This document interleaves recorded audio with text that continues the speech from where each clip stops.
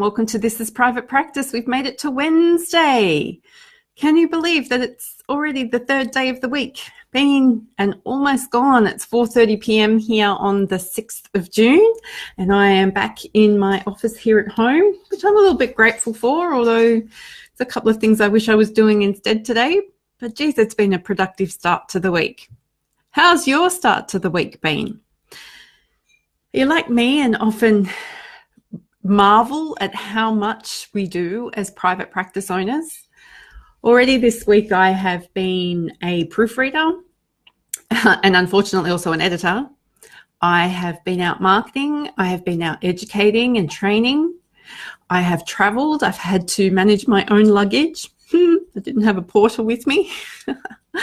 I've had business development meetings where I've had the opportunity to talk about opportunities and how we can do things differently and how we can service a cohort of clients I never thought we would be serving. I've had the opportunity to meet with other business owners and brainstorm and strategize and learn how to think differently. I love that input so much. It's so vital for me.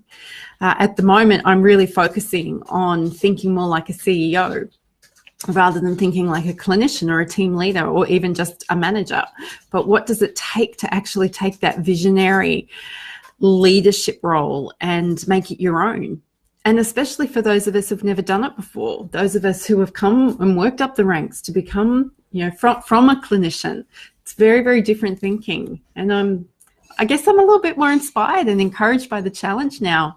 It was really helpful being around this incredible tribe of women yesterday, helping me understand that there's absolutely nothing wrong with me. I just have never had the opportunity to think differently before. And now I have the opportunity to think differently and have incredibly supportive and encouraging people around me to teach me how to do that. So that was awesome. And then I've delivered some coaching. I've had some pretty amazing experiences with some of my practice building clients this week. I've handled email inquiries. I've been following up people who have expressed interest in service delivery. I've got a couple of consultants that are still needing my attention. Sorry. And today, the amazing Sophie and I have been we have been waist deep, which is fortunately better than chest deep or neck deep, but waist deep in documentation. We are undertaking a review of all the documentation that the consultants use inside of Purple Co. Oh, hey, Jason, lovely to see you. Oh, this might be fun for you to watch and listen to. 9 years this business has been going, and I haven't undertaken a formal review of anything of the documentation in that time. So yes, I've kept up to date with legislative changes and where we've needed to do that, but it's all little bits and pieces. So when something is updated or we've come up with a new idea, I am the queen of coming up with new ideas. Seriously, it's like, oh, let's do it this way or let's do it that way. And what I haven't been good at is creating something new and then looking at the flow-on effect for the other people in my world, because when I started this business, it was all about me and I could carry it all in my head and I could do it all without having to express how it had implications across the board. Was there much duplication found? Yeah, there's been a little bit of duplication. That's a great question. I think the biggest issue has been lack of consistency and coherence. So things look and feel different just in layout, and just hasn't been a consistent approach to the way we put our documentation together. Hang on a second, I have a very noisy teenager in the house. Excellent, we'll close that door.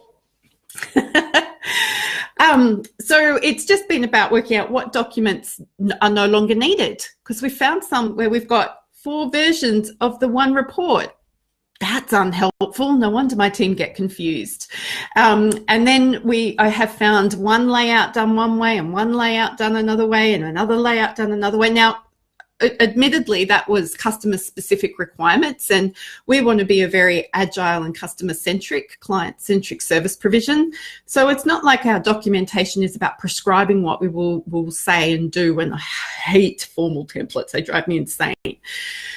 But it's also about making sure my consultants have enough information in the documentation to know how to make a document work.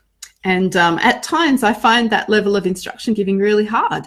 I just go, why don't you know? Because people don't live inside my head, which is probably a really, really good thing. Hey, Kath, lovely to have you on board today, all the way from WA. You're doing some cool stuff online.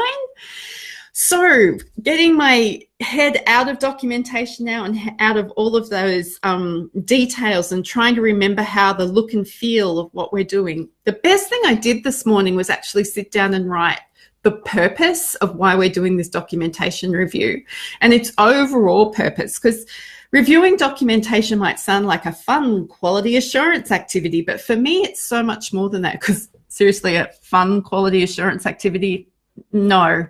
Compliance, I don't find that fun. I've got to try and find a way to make it fun, because it ain't fun.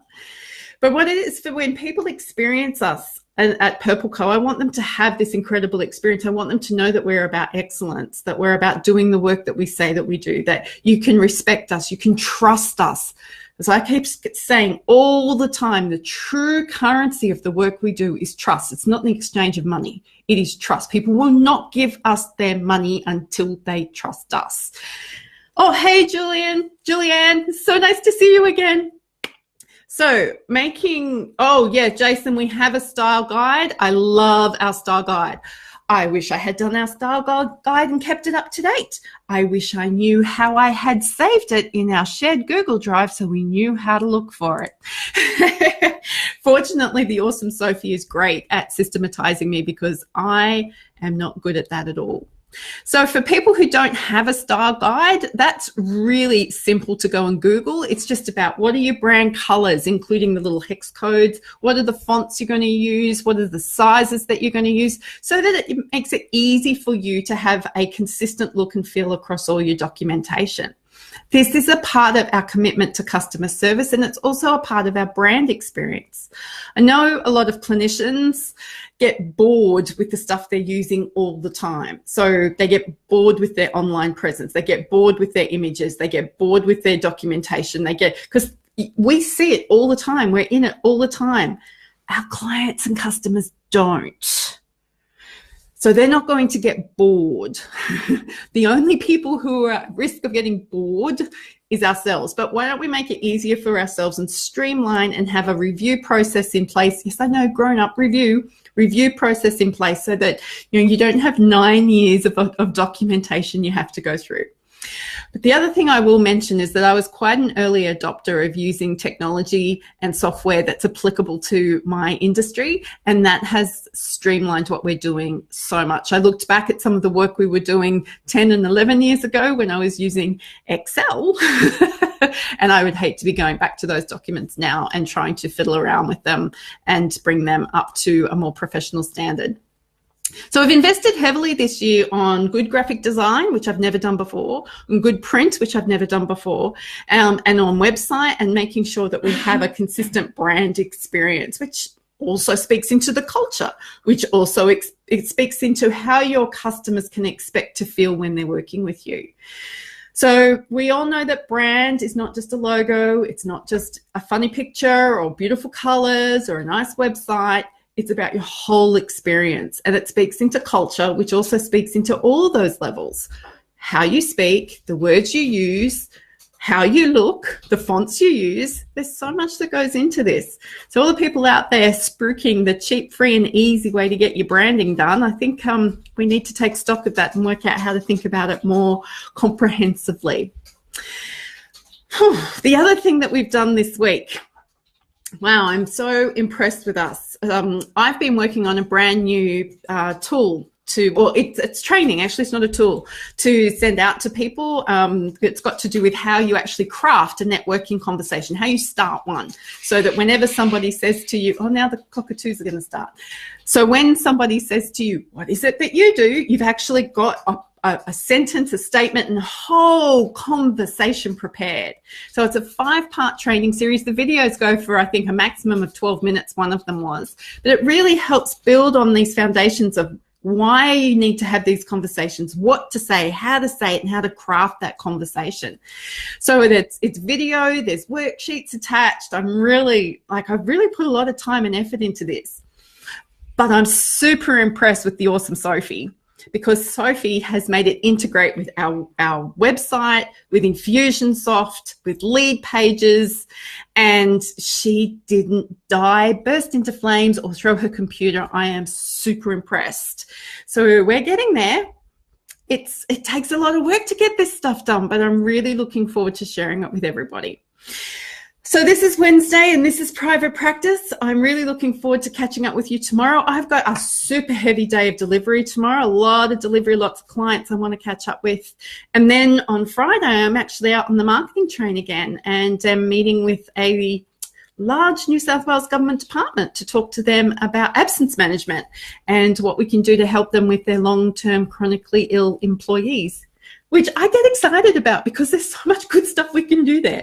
So wishing you all a fabulous afternoon, evening, morning, wherever you are in the world. Thank you to all of you who turned up today. It's lovely to see you and to have your interaction, and I'll talk to you again.